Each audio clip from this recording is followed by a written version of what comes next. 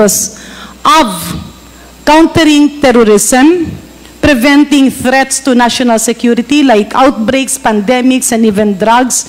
Gagamitin nila yan, siguro kung ando dun sila tinutulungan yung mga mahihirap na magkaroon din ng information kung sino dun yung mga nagsusupply ng drugs. Or, iso-surveillance naman nila in terms of disease surveillance kasi baka dumarami yan at maging outbreak. Tama po ba?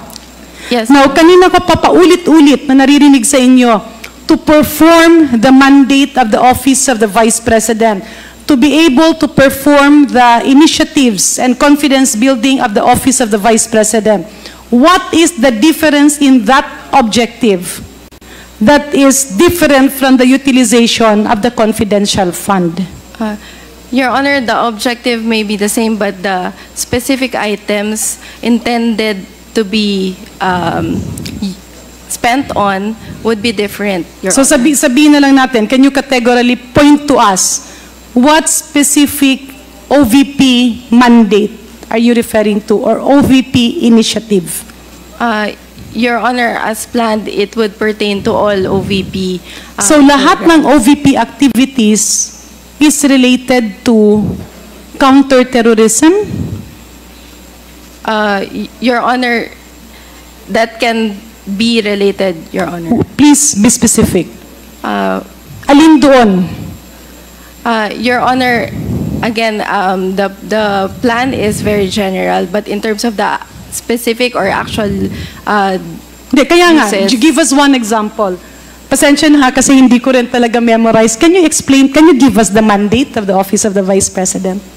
The mandate, essentially, Your Honor, is to provide socioeconomic services to the people, Your Honor. So which in the actions in providing socioeconomic services can a national threat happen? Saan, kailan, at paano nagiging national threat sa taong bayan ang trabaho ng OVP? Your Honor, it can also be in the engagements of the Vice President, Your Honor. But for the specific projects, for example, Your Honor, when we conduct distributions for our projects and in some So when you conduct distribution, kunyari may namatay, pag nagbigay ka ng abuloy, tinatanong mo rin yung namatay, o meron ba ditong drug pusher? Ganun po? I have no knowledge, Your Honor, on the specific or the actual use, Your Honor, but it can be, and it can also be, Your Honor, part of it. So pag nagbibigay ka ng abuloy, sasabihin mo, oh, condolence po. So sino po dito sa palibot nyo ang nagsusupply ng drugs? Parang ganun po? Your Honor, with regard to the regular fund of the OVP. No, we're not talking about the regular fund. We're talking about the confidential fund. That is possible, Your Honor. Talaga namang, yeah. So, and then when you provide food aid and medical aid, so this is in the interior areas? Your Honor, or in the offices? I am not aware of the actual utilization, Your Honor. And napansin ko na lang din, in all the quarterly utilization, it pertains to all the same items. Purchase of information, payment of reward. So every quarter, meron kayong binibigyan ng reward. I have no personal knowledge, Your Honor. Who can answer that in your team, among the resource persons here? I don't think there is anyone from us who can answer, Your Honor. What is the process? When you release funds, di ba before mo sundan yon ng, it's cash advance, tama po ba? Yes. So nagbigay ka ng cash advance, before mo isunod, sisiguraduhin mong na-liquidate or natapos na yung... So can you give a reward kung wala ka namang parameters by which a reward can be given? So tanungin kita, kunyari ikaw yung head ng office, meron kang reward na ipamimigay, pero wala ka namang parameters.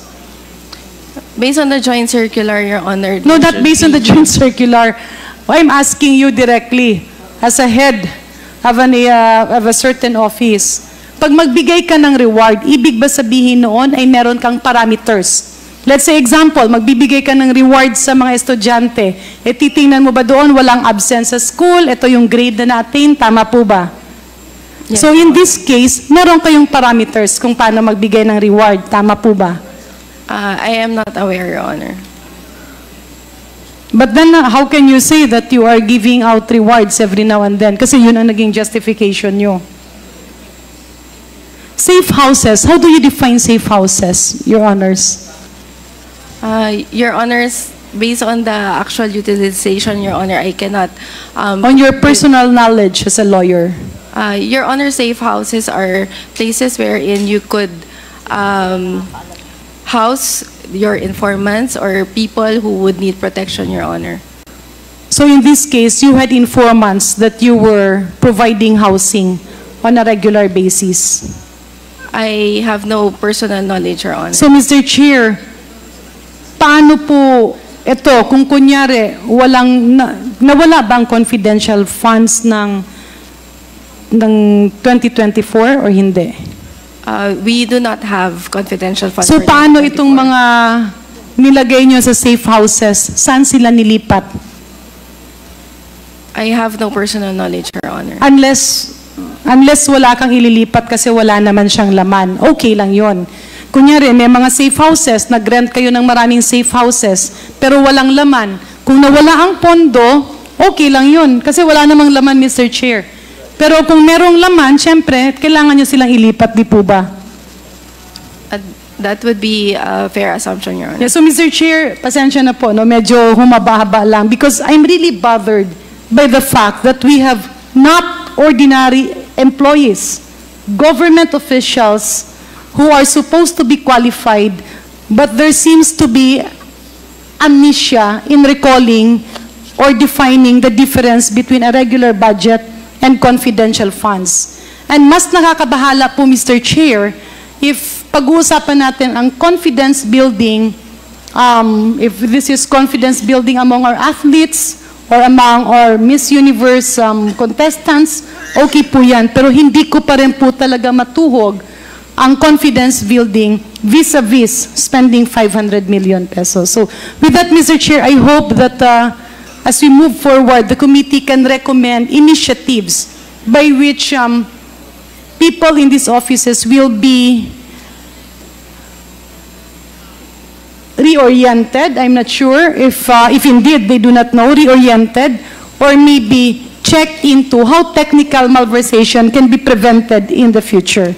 And maybe, Mr. Chair, if I'm not sure if it's allowable, but can we have the confidence building activities? A copy kung pwedeng ma-request sa committee for the future hearings. Comsec, please take note of the manifestation of Congresswoman Janet Garin. Manifestation lang. Yeah, Mr. Chair, it's a request para lang po maliwanagan tayo kasi baka I'm requesting if it's possible what kind of confidence building activities led to the disbursement of the confidential funds kasi baka naman we will try to write the Office of the Vice President inquiring the meaning of confidence building. Yan po ang naging sulat papunta sa DBM which triggered allegedly as mentioned by Sir Tenido yung kanilang request for confidence building resulted to the release of confidential funds. Kaya maybe we can ask the DBM the programs, activities and projects that the OVP submitted to the DBM. Para doon po ma-check po natin talaga kung magmamatch po talaga yung justification nila and how come it was approved by DBM. Yes, Mr. Chair. I rely on your confidence also. Thank you po. So, are there any other matters that the members wish to discuss before we suspend the hearing? Kung wala na po, do I hear a motion to, suspend? Before we move for that, Mr. Chair, I just have a quick manifestation. Unang-una, nagpapasalamat po ako sa 4 na resource persons po natin na dumalo po kayo ngayon. Kay Ma'am Villa Del Rey, kay Attorney Sanchez, kay Mr. Sorry, the light is shining against your name. Tenido. And kay Ma'am Rabago. So, papasalamat ako sa inyo na nakadalo kayo. It only shows that we don't bite. So there's nothing to be scared, no, in attending the hearings. We just want to ferret out the truth.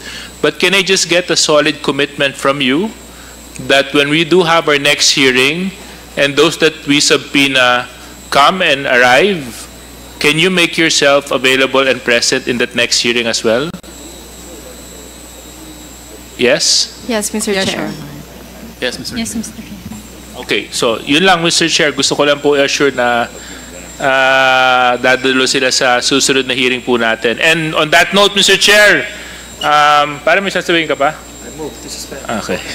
I move that we suspend today's hearing. So move, Mr. Chair. Is there any second to the motion? Is there any objection? Hearing none, the motion is carried. Congratulations, Idol. At huwag kalimutang mag-like and share sa